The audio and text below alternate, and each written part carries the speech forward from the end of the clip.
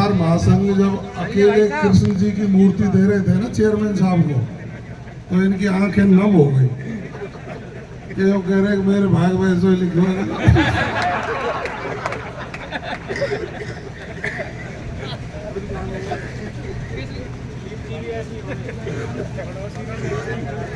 ये केहू इकट्ठे है रे, जैन साहब है, दिलीप जी है, रामवीर सरपंच है। खैर आज इस ब्रज क्षेत्र के एक बार फोटो ले लो फिर बैठ जाओ। हाँ भाई। प्रमुख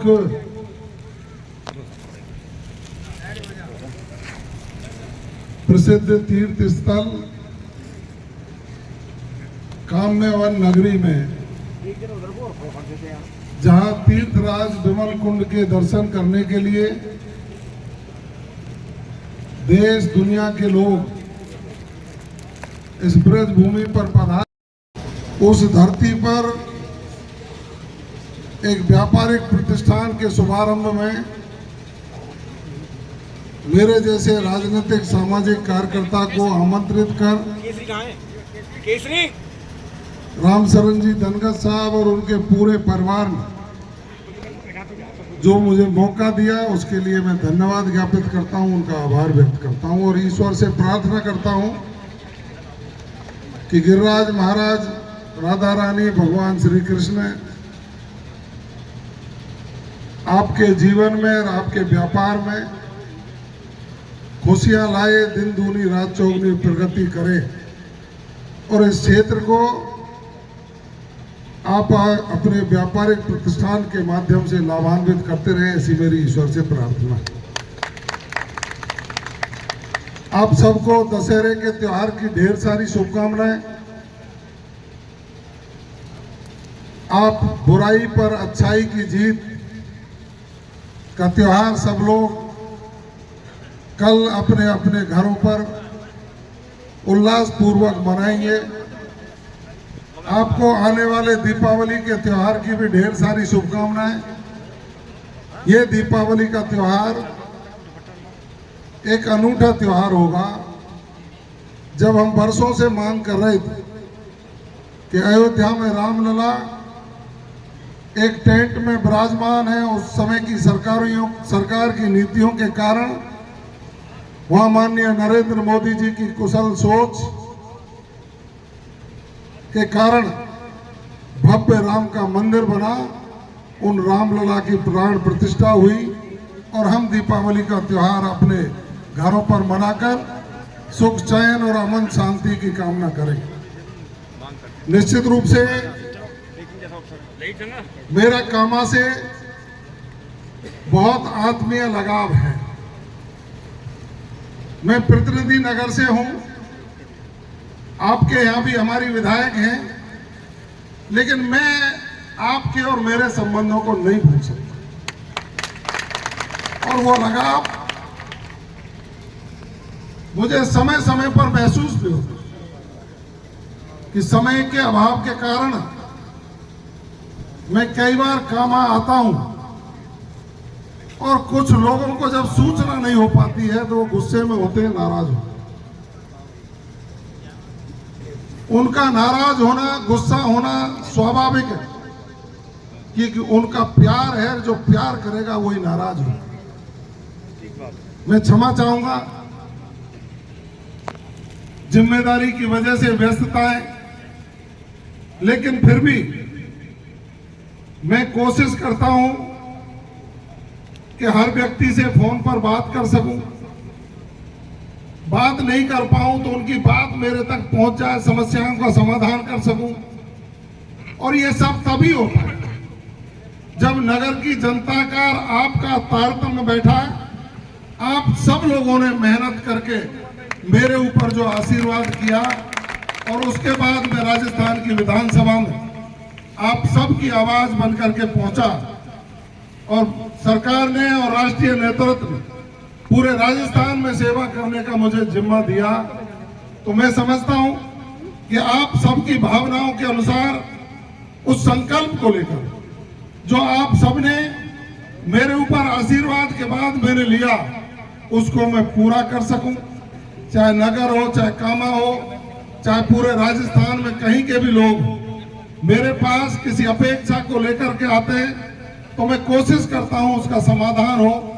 इसमें मैं आभार व्यक्त करूंगा प्रदेश के मुख्यमंत्री आदरणीय भजनलाल जी शर्मा साहब का, कि उनका और पूरे भारतीय जनता पार्टी के संगठन का, जैसे आपका प्यार है ऐसे ही उनका प्यार मेरे ऊपर रहता है, और मैं तभी आम जन की समस्याओं का समाधान समुचित रूप से कर उनकी मदद करने का प्रयास करता हूं। देखिए साहब, राजनीति,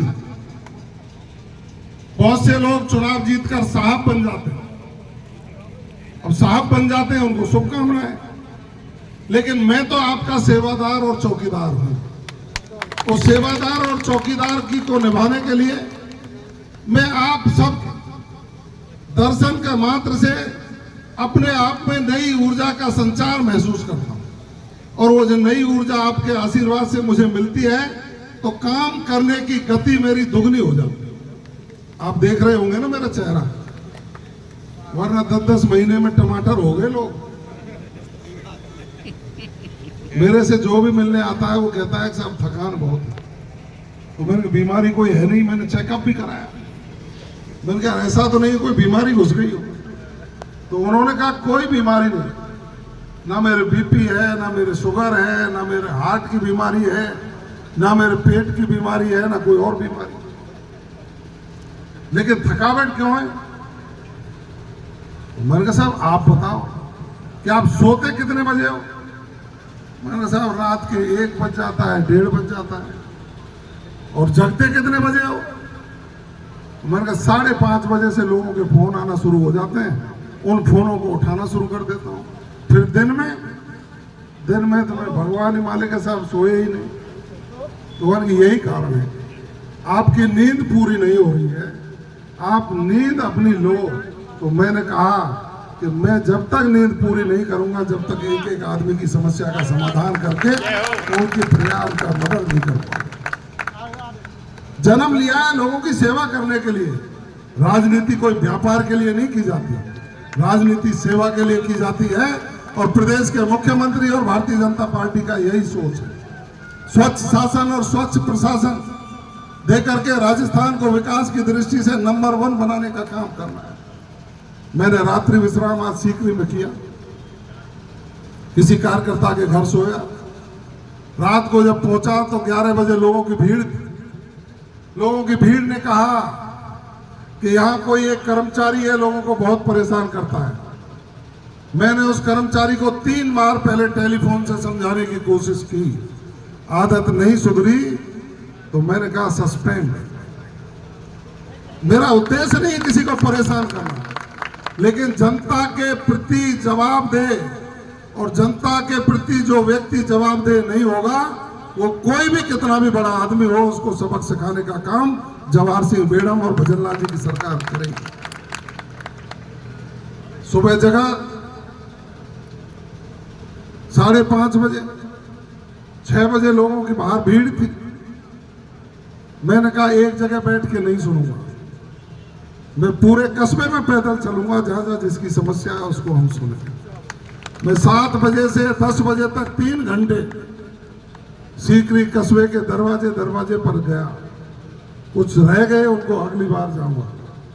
जहां जिस व्यक्ति ने जो बताया, संतुष्टि इसलिए मिली कि समस्या ही नहीं मिली। मेरे रात्रि विश्राम करने से आधी से ज्यादा समस्याओं का समाधान हो। जो जड़ जिन समस्याओं की है, जो खत्म करनी है, उनमें थोड़ा समय लगे। आप सरकार है, समय आभार और धन्यवाद ज्ञापित करूंगा कि ये यहाँ की ज्वलंत समस्याओं को, यहाँ की हो, डीग की हो, नगर की हो, पूरे जिले की, आप सभी लोग सकारात्मक रूप से रखते हैं।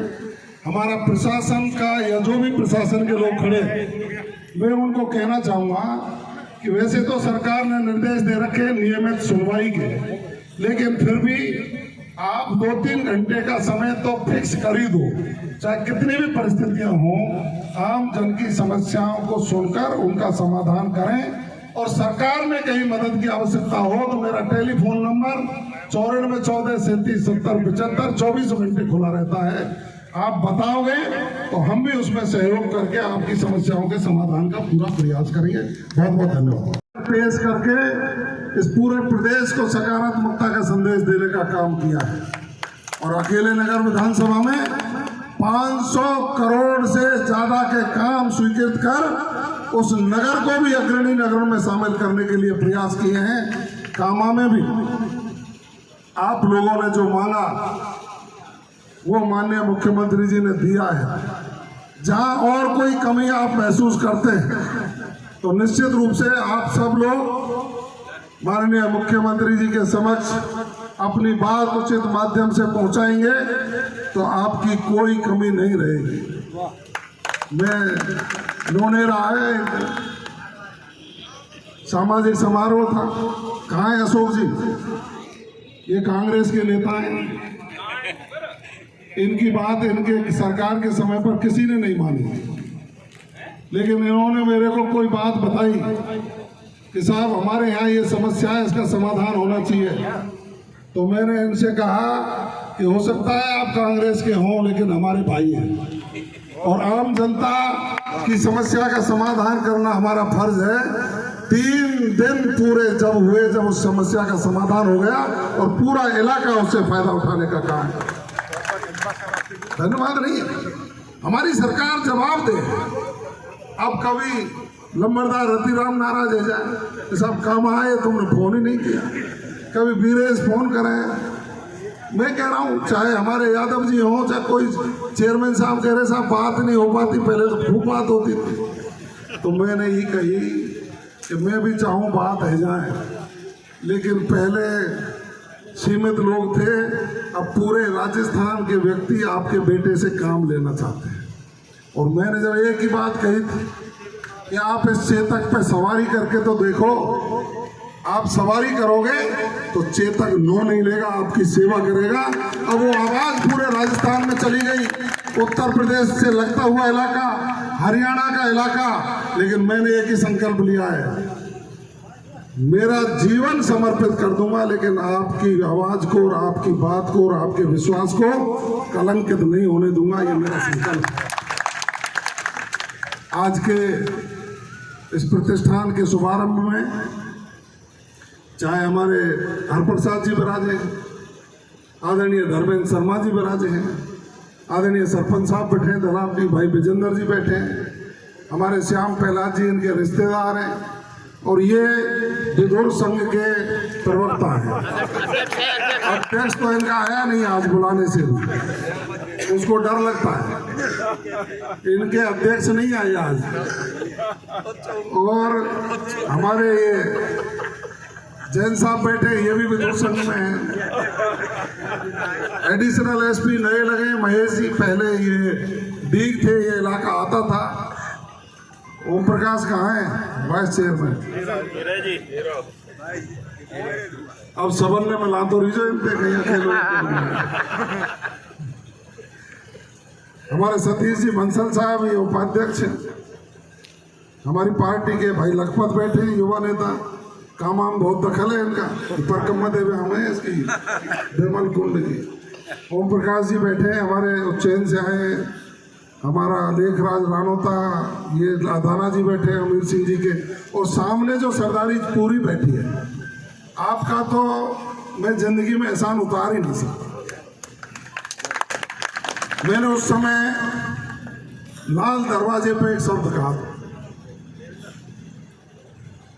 और वो शब्द मुझे आज तक याद है। मैंने उस समय कहा था कि आप लोग कामा से मुझे जिता दोगे तो मैं विधानसभा में रहकर आपकी सेवा करूंगा, और यदि किसी कारणवश हार गया तो बाबा जी बन के आपकी सेवा करूंगा।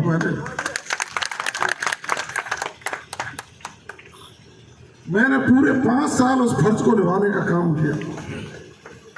मैं दरवाजे दरवाजे पर गया, 5 साल लोगों को सुना, और जिन्होंने सत्ता के मद में किसी को परेशान करने की कोशिश की ना, उनको मुंह तोड़ जवाब इसी कामा की धरती पर देने का मैंने काम किया। आप सब लोग, हमने आपको विधायक दिया है, वो समस्याओं को सुनते हैं। मैं बैठा हूं, मैं आपकी समस्याओं को सुनने के लिए हूं। जैन साहब रात दिन आपके बीच में रहते हैं। भारतीय जनता पार्टी का एक एक कार्यकर्ता आप सबकी भावनाओं की कदर करके आपको विकसित राजस्थान के संकल्प को पूरा करने के लिए आपके साथ खड़ा है। अब ये सार्जेंट साहब काले चश्मा पहनते हैं सर, अब इस उम्र में भी तो मैं क्या तो बैठे पंडित जी, बैठे। आप सबको मेरी ओर से ढेर सारी शुभकामनाएं। और हमारे चेयरमैन साहब को, अब अकेले कृष्ण की मूर्ति दैये तो मेरा क्या दोष है? मन भारी मत करो, मन भारी मत करो। अभी विदुर यूनियन फिर भंग हो जाएगी। आप सब लोगों को बहुत बहुत शुभकामनाएं। और ये कार्य बाबा मटेरियल का जो है, युवराज भाई के नाम से भी है, ये और प्रगति करे और आगे बढ़े। और अब फिर कोई भरते रोके तो फिर बता दीजिए। जवान सिंह मैडम जिंदाबाद। जवान